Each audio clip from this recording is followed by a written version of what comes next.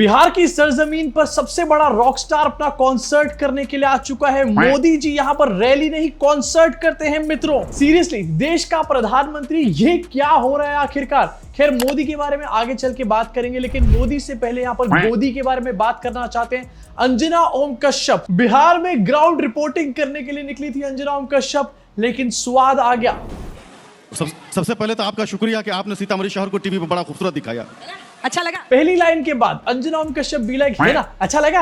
एकदम मतलब स्माइल वाला चेहरा आपको यहाँ पर नजर आ रहा होगा। अंजना ओम कश्यप काफी खुश हो रही है, उनको लग रहा है कि ये कोई बीजेपी का सपोर्टर है, अभी मोदी मोदी होने वाली है, मोदी जी मुझे शाबाशी देंगे आज। बिल्कुल अच्छा लगा। जल्दी से पूछ। आपने वर्षों वर्ष से न बनने वाले पुल को नहीं दिखाया, ये आपकी इसके लिए भी शुक्रिया। उसकी वजह से जो घंटों जाम रहता है रेलवे ब्रिज पे, उसको आपने नहीं दिखाया, इसके लिए भी आपका शुक्रिया। मेरा ही शुक्रिया करने आए हैं क्या? अंजना जी का लाइव वक्त बदल गया, जज्बात बदल गए, हालात बदल गए, वो वाला मीम हो चुका है यहाँ पर। 2 सेकंड के अंदर कैसे एक्सप्रेशन चेंज होते हैं अंजना जी ने हमारे को दिखा दिया। इनको एंकर नहीं होना चाहिए, क्योंकि सास भी कभी बहू थी में इनको भी एक रोल मिलना चाहिए। तुलसी जी इनको भी ले जाओ। मेरा ही शुक्रिया, आपको सवाल नहीं पूछना है। नहीं, उस उन्हीं मुद्दों पर आपको सवाल, आपको भी मैंने टाइम दिया, लेकिन आपने ना जाम पर सवाल पूछा नेता से, ना आपने ट्रैफिक पर सवाल पूछा। अब क्या सवाल, भाषण देने थोड़ी आए हो। ये हमारे देश की प्राइम टाइम एंकर है और न्यूज बताने का काम करती है। यहाँ पर इनकी भाषा सुनिए, भाषण देने थोड़ी आए हो।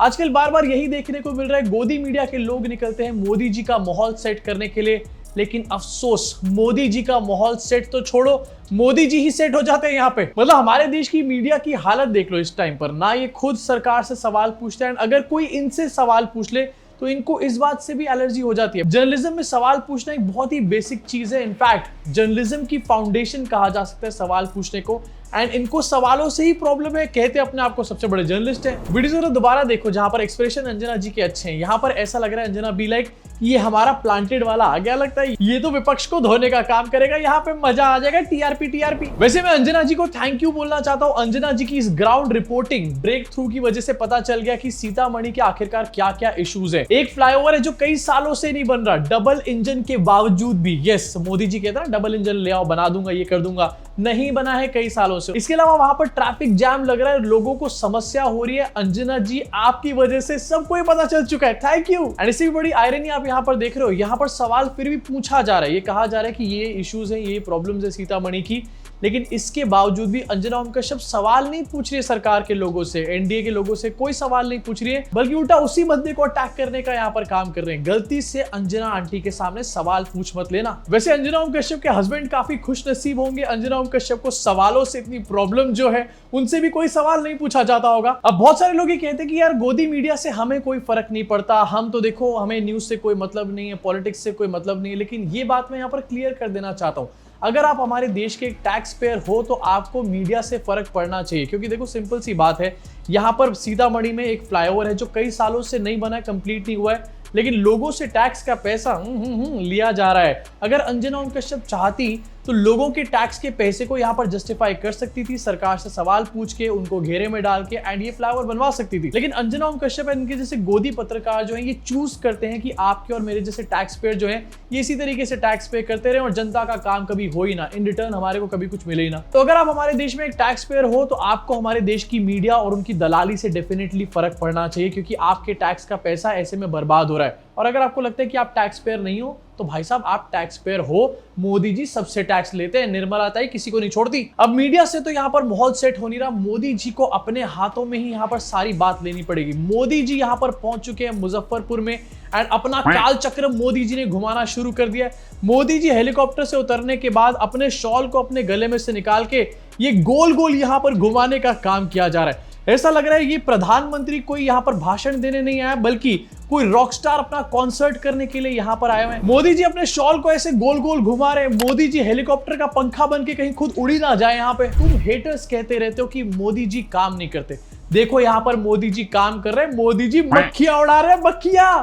मोदी है तो मुमकिन है। इस वाली वीडियो को देखने के बाद मुझे मोदी जी का ही एक वीडियो याद आ गया। क्या कर रहे हैं, क्या कर रहे हैं मोदी जी, आप क्या कर रहे हैं, क्या कर रहे हैं, क्या कर रहे हैं। मतलब सीरियसली यार कभी कभी देख के लगता है कि देश का प्रधानमंत्री है ये आदमी, और ये कैसी हरकतें यहाँ पर चल रही है। शॉल को घुमाया जा रहा है, अरे ओ जुम्मा मेरी जाने मन, ऐसा लग रहा है मोदी जी अभी गाना भी गा देंगे यहाँ पे, लाइव परफॉर्मेंस कर देंगे आज मोदी जी। एंड कोई बड़ी बात नहीं, इसको देखने के बाद भक्त ये कहना शुरू कर दे कि देखो मोदी जी कितने ज्यादा मेहनती हैं, अपने हेलीकॉप्टर का पंखा भी खुद ही अपने साथ लेकर आते हैं, खुद ही चलाते हैं। वैसे हम लोग इस बात पे हंस रहे हैं, लेकिन मुझे यहाँ पर समझ में आ रहा है कि मोदी जी क्या कर रहे हैं। देखो मोदी जी हर बार हेलीकॉप्टर से उतरते हैं एंड दूर से जनता को वेव ऑफ करते हैं एंड लोग कहते हैं कि अरे किसी को क्या दिखाई दे रहा होगा, इसलिए मोदी जी ने इस बार अपना शॉल निकाला है और दूर से लोगों को ऐसे शॉल दिखाने का काम किया। लेकिन मोदी जी आपसे कहना चाहता हूं, आपका हाथ भी किसी को नहीं दिख रहा और आपका ये वाला शॉल भी किसी को नहीं दिखने वाला, लोग आपसे काफी दूर खड़े, इसका कोई लॉजिक नहीं बन रहा है यहाँ पे। अब अगर आपको लग रहा है कि मोदी जी बहुत इलॉजिकल चीजें कर रहे हैं बिहार में जाकर के, वैसे तो सारे नेता यही काम करते हैं, किसी के पास और कुछ काम ही का है,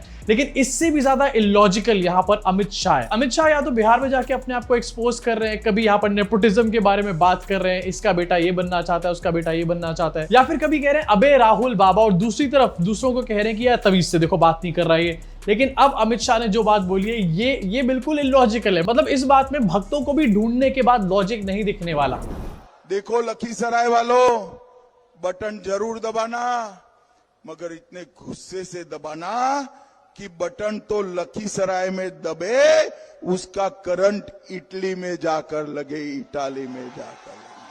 क्या लॉजिक हुआ इस बात का कि बटन ऐसा दबाना कि बटन यहां पर दबे और उसका करंट जो है वो इटली में जाकर के लगे। मतलब कल को नेता यही सब बातें करना शुरू कर देंगे, विपक्ष के लोग बोलेंगे कि ऐसा बटन दबाओ कि गुजरात में जाकर करंट लगे, ऐसा बटन दबाओ कि कहीं और जाकर के करंट लगे। अरे ये वोटिंग का बटन दबा रहे, करंट लगने की बात आखिरकार कहां से निकल आती है? अगर ईवीएम का बटन दबाने से किसी को करंट लग रहा है तो भैया डेफिनेटली ईवीएम में कुछ प्रॉब्लम है। अब यहाँ पर अमित शाह सीधा सीधा इशारा कर रहे हैं राहुल गांधी की तरफ, सोनिया गांधी की तरफ, क्योंकि इटली से उनका वही रिलेशन है। लेकिन मोदी जी जो रिलेशन बना चुके हैं इटली के साथ, उसका क्या है आखिरकार? वहां पर करंट लग गया तो क्या होगा? सोचो सरकार के लोग आपके घर में आए वोट मांगने के लिए, आप पूछो हाँ सर ठीक है, आपने काम क्या किया है? सामने से नेताजी बोलना शुरू कर दे कि ईवीएम का बटन ऐसा दबाना कि इटली में जाकर के करंट लगे, तो क्या आप उसको वोट करके आओगे?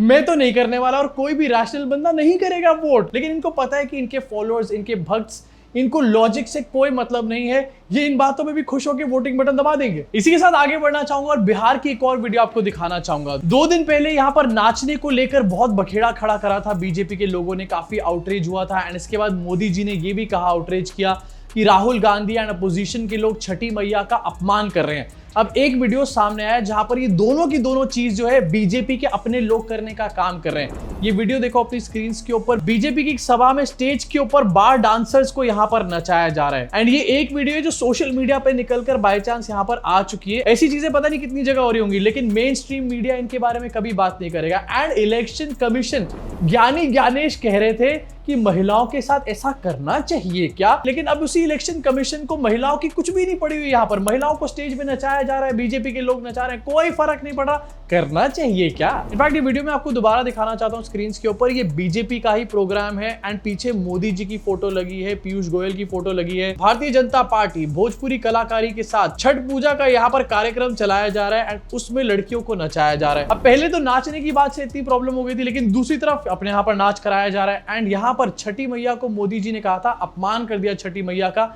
आपका बेटा पूरे विश्व में छठी मैया को यहाँ पर सम्मान दिला रहा है, ये कैसा सम्मान दिला रहे हो मोदी जी? डांस करवा करवा के छठ पूजा का पावन महापर्व, क्या उस पे ऐसी हरकतें होनी चाहिए क्या? आप ही बताओ मुझे कमेंट सेक्शन में यार। अब जो लोग 2 दिन पहले तक आउटरीच कर रहे थे उनसे भी पूछना चाहता हूँ, भाई कहाँ हो तुम लोग? गोदी मीडिया के लोग, तुम्हारे को ये नजर क्यों नहीं आ रहा? या फिर IT सेल के लोग, व्हाट्सएप फॉरवर्ड वाले अंकल, सारे के सारे चूहे के बिल में घुस चुके हैं एक साथ। इसी के साथ एक और वीडियो आपको दिखाना चाहता हूँ, Bihar is not for beginners. Modi ji ने अभी रिसेंटली एक रैली करी, कभी मोदी जी के स्टेज पे लाइट चली जाती है, कभी मोदी जी को अपने गले का पट्टा यहाँ पर पहनाया जा रहा है। 30 अक्टूबर की मोदी जी की विशाल जनसभा है जहां पर एक भाई साहब लाइन में लगे हुए हैं। उसके बाद आगे बढ़ते हैं, अपने गले का जो शॉल है उसको लेकर के आगे बढ़ते हैं, वही शॉल मोदी जी को दोबारा पहनाने का काम कर देते हैं एंड ये एक नहीं 2-3 बंदे यहाँ पर करते हुए नजर आ रहे हैं। देश के प्रधानमंत्री के लिए नया शॉल भी ये लोग लेकर नहीं आ रहे, विशाल जनसभा। वैसे इस बात से मुझे कोई फर्क नहीं पड़ता कि बीजेपी के लोग अपने गले का शॉल पहनाए मोदी जी को या फिर दूसरा नया शॉल लेकर के आए, लेकिन इससे साफ पता चलता है कि इनकी अपने पार्टी के लोग मोदी जी को कितने ज्यादा सीरियसली यहाँ पर लेते हैं। लेकिन दूसरा बंदा अगर कुछ कह दे,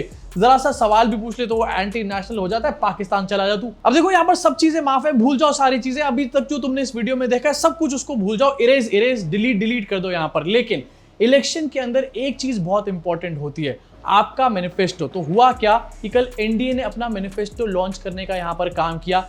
अब इनके मैनिफेस्टो के बारे में अब तुम इनसे अगर पूछोगे, किसी को कुछ नहीं पता होगा, क्योंकि इनको ज्यादा इंटरेस्ट होता है कांग्रेस के मैनिफेस्टो में। लेकिन यहां पर मैनिफेस्टो के इवेंट पे एक बहुत इंटरेस्टिंग चीज देखने को मिली। नीतीश कुमार स्टेज पर आए एंड 30 सेकंड के अंदर नीतीश कुमार इवेंट को छोड़ करके वहां से चले गए। मैनिफेस्टो लॉन्च का इवेंट, यानी कि वो इवेंट जहां पर ये बताती है पार्टियां कि हमारे प्रोमिसेस क्या होने वाले हैं। जब एक पार्टी प्रोमिसेस बताने में ही टाइम इन्वेस्ट नहीं कर रही, तो वो उन प्रोमिसेस को फुलफिल करने में कौन सा टाइम और एफर्ट इन्वेस्ट करेगी यहाँ पे। इनफैक्ट पिछले 20 साल से नीतीश कुमार की सरकार है, 10-11 साल से डबल इंजन की भी यहाँ पर सरकार है, उसके बावजूद कौन सा ऐसा काम है, मैं तो ये जानना चाह रहा हूं। बिहार तो भैया अभी तक दुबई सिंगापुर से आगे निकल चुका होगा, इतने टाइम से यहाँ पर डबल इंजन जो है, तो अब कौन सा काम बचा है, मुझे तो ये समझ में नहीं आ रहा है यहाँ पे क्यों बना रहे हैं मैनिफेस्टो। आदरणीय धर्मेंद्र प्रधान जी हैं, आदरणीय विनोद तावरे जी हैं, श्री आदरणीय डॉक्टर दिलीप जायसवाल जी हैं, हमारे सभी राष्ट्रीय जनतांत्रिक गठबंधन के नेताओं का कार्यक्रम लगा है। इसलिए मेरा विनम्र निवेदन आदरणीय नेतागण से है, आप अपने अपने कार्यक्रमों के लिए प्रस्थान करेंगे और तमाम पत्रकार मित्र यहीं रहेंगे, सभी पत्रकार मित्र यहीं रहेंगे।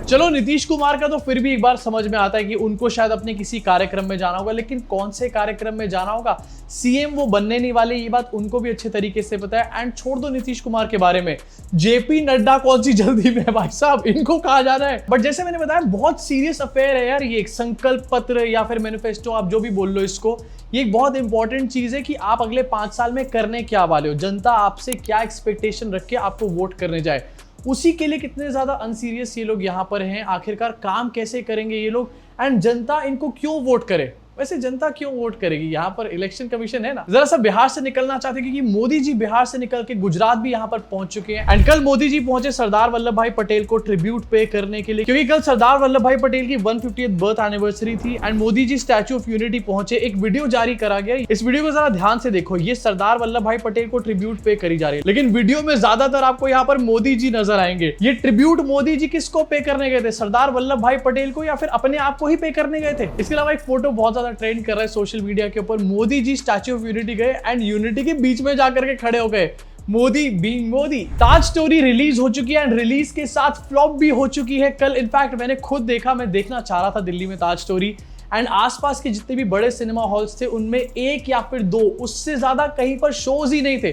पहले दिन जिस मूवी के सिर्फ 1-2 शोज हैं, मंडे आते आते उसकी क्या हालत हो जाएगी। इनफैक्ट मैं आपको दिखाना चाहता हूं, पहले दिन पर इन्होंने 1 करोड़ बड़ी मुश्किल से यहां पर कमाया होगा, शायद ये भी फज फिगर्स यहां पर होंगे, लेकिन इसका फुल ऑन फेक पीआर चल रहा है। इंस्टाग्राम पे पेजेस खरीदे जा रहे हैं और लिखा जा रहा है see it to believe it, viewers are stunned, calling it the historical revelation, game changing and the most essential debate of the decade. Viewers are stunned, कौन से व्यूअर्स स्टन्ड है? प्रोड्यूसर डायरेक्टर की बात करी जा रही है, क्योंकि मुझे लग रहा है यहाँ पर परेश रावल भी पिक्चर देखने नहीं गए होंगे, मिस्टर सेना को भी बुलाया होगा, उसने भी बहाना मार दिया होगा। एंड ऐसे पोस्ट कई पेजेस पे किए जा रहे हैं, कई 3 स्टार, कई 3.5 स्टार दिए जा रहे हैं, लेकिन एक्चुअल में इंडियन एक्सप्रेस ने इस फिल्म को 1.5 स्टार दिया है और एनडीटीवी बॉस के चैनल ने सिर्फ 2 स्टार्स यहाँ पर दिए हैं। अब बॉस के चैनल को तो कुछ बोल भी नहीं सकते ना यार ये लोग। फ्राइडे को फिल्म 1 करोड़ कमा के गई है, सैटरडे संडे को 2-4 करोड़ शायद और यहाँ पर कमा लेगी, लेकिन 1 हफ्ते के अंदर अंदर इस फिल्म की पूंजी बच जाएगी। उसके बाद मोदी जी फ्री में भी अगर लोगों से कहेंगे कि देख लो या फिर पैसे ले लो हमारे से देखने के,